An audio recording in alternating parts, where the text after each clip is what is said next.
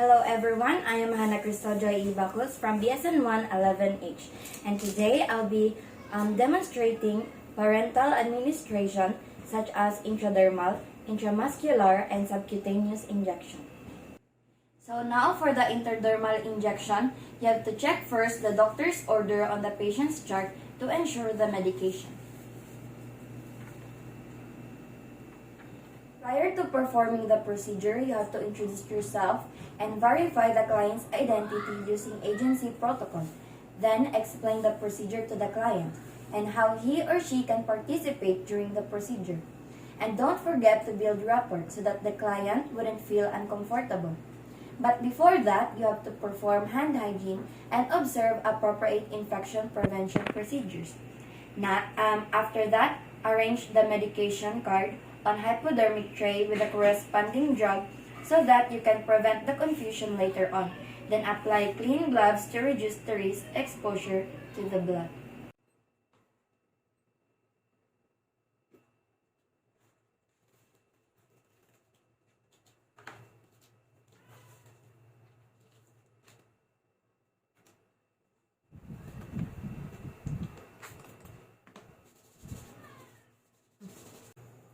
Prior to performing the procedure, I have already ensured clients' privacy and confidentiality by closing the door and the curtains.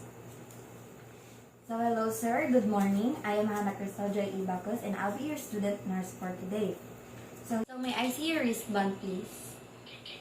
Can you please take your name? Charles Sanchez, Your birthday? November 1, 1997. Okay, thank you sir. So how would you like me to call you? You can call me Charles. Okay, Charles. So, this procedure that I will be doing is that I am going to administer a medication through intradermal injection. So, may I know if you have any allergies? None. Okay, so, do you have any clarification or concerns? Or do you want to relax before the administration? No, I'm fine. Okay. Now, choose an injection site free of lesion and discoloration. Then select the site 3 to 4 finger widths below the antecubital space and one hand above the wrist. Then you have to position the patient's arm so that his elbow and forearm are supported in a flat surface.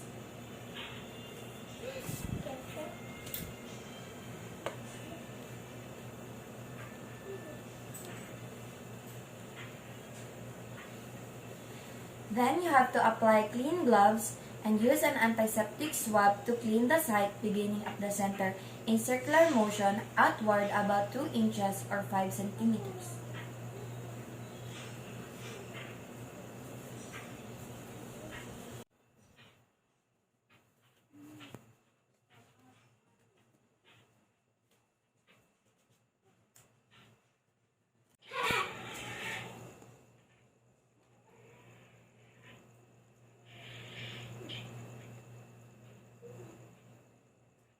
After that, you have to remove the cap and hold the syringe between the thumb and forefinger of your dominant hand with the barrel of the needle pointing up.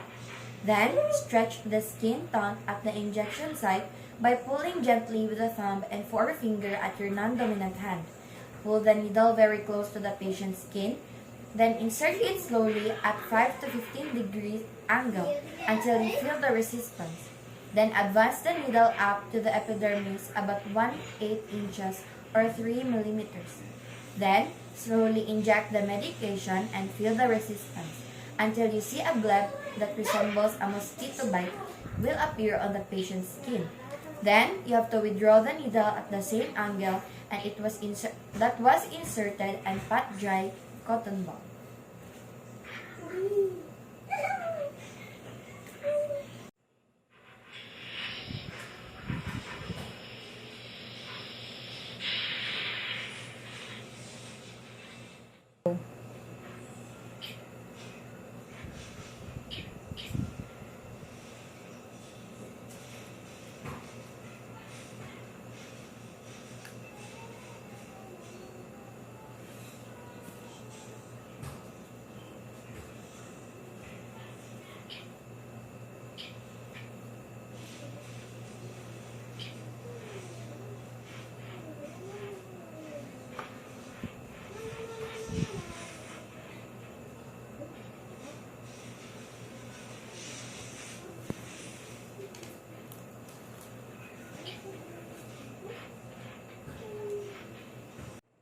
So do not massage the area. Then you have to encircle the wheel with a blue or black pen and instruct the patient not to rub the wheel or erase the mark.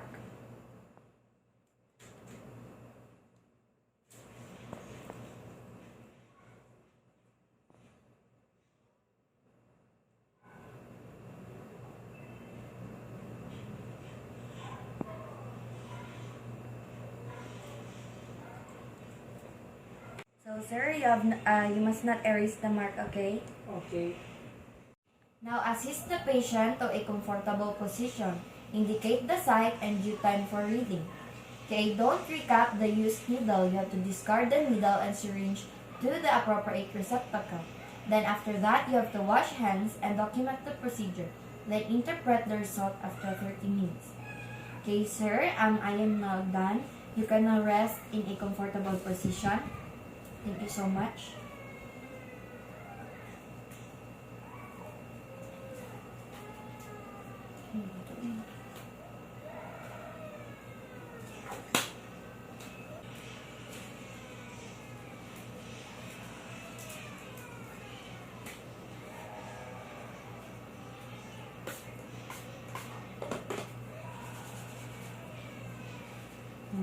Okay, sir, I am now back. May I see your hand, please?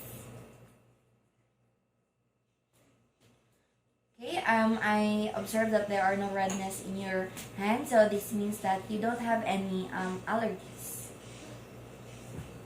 For the subcutaneous injection, you have to repeat steps 1 to 4. So because you are unable to take the drug early, you are going to take your medication into some container injection. So do you have any clarification, concerns, or do you want to relax before the administration? No, it's okay. Now let's determine which site we'll use. So shift the patient's bed and linen to expose only the potential injection site.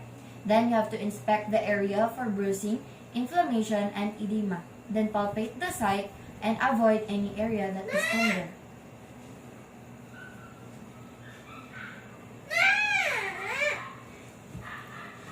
Then to make sure that you have the right size needle, you have to use your thumb and forefinger to grasp a skin fold of tissue at the injection site. Then measure the fold from top to bottom and check to ensure the needle is about half as long.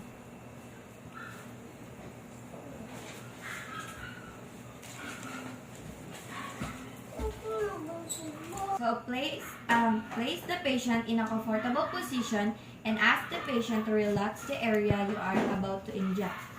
So ma'am, you just sit and relax as I will inject the medication. Okay. Then after that, don't forget to apply clean gloves. Then clean the site with an antiseptic swab in a circular motion, starting from the center outward.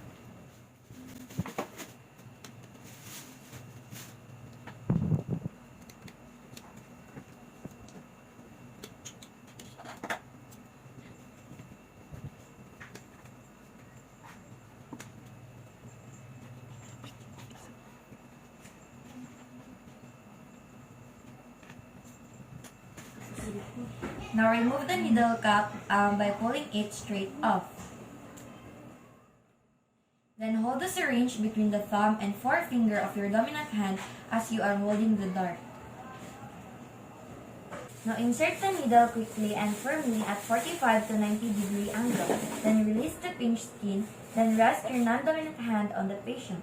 Then move your dominant hand at the end of the plunger and slowly inject the medication over a several seconds. Then retain your grasp on the syringe to keep it still. Then quickly withdraw.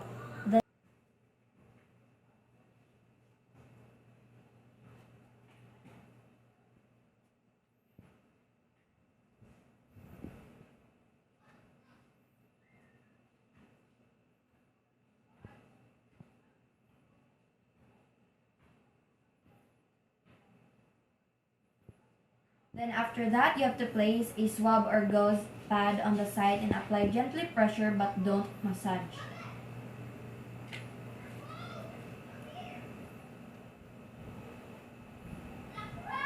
Now place the patient in a comfortable position, then document the procedure. Then record the time and amount of the drugs on the medication sheet. So ma'am, I am now done. You can now rest in your comfortable position. Thank you.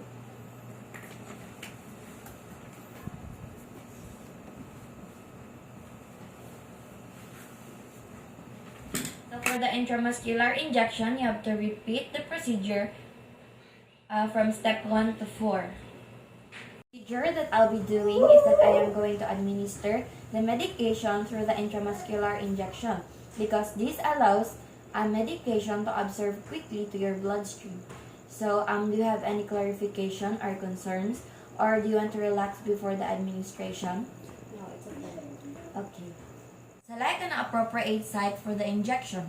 Valves, tus lataris, and deltoid muscles are possible sites for IM injection. Now you have to examine the integrity and amount of patient's muscle mass and palpate the muscle area of tenderness that are not suitable for injection sites. Then inspect the area for bruising, inflammation, and edema. If the skin shows bruises or inflammation, use the other site. Then help the patient find the comfortable position that will accommodate the injection site you have chosen. Then expose only the portion of the body. So apply clean gloves and use anatomical landmarks to find the site again. So for ventrogluteal injection, place the heel of your hand over the greater trochanter of the patient's hip. So with the wrist almost perpendicular to the femur, point the thumb towards the patient's groin. Then point the index finger to the anterior superior iliac spine and extend the middle finger back along the iliac crest toward the buttocks. Then the index finger, middle finger, and the iliac crest from a V-shaped triangle. Then the injection site is the center of the triangle. Now this in fact the injection site in a circular pattern from inner to outer for about 2 inches.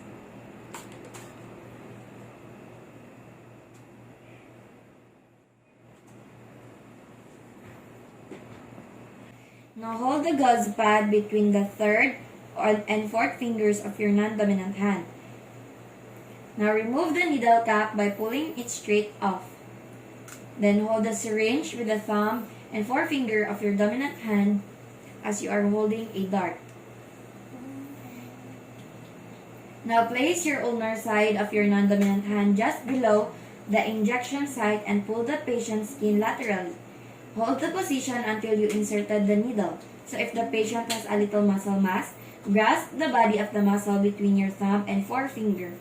With your dominant hand, quickly pierce the muscle at 90-degree angle of the skin. Continuing to pull the skin tone with your non-dominant hand.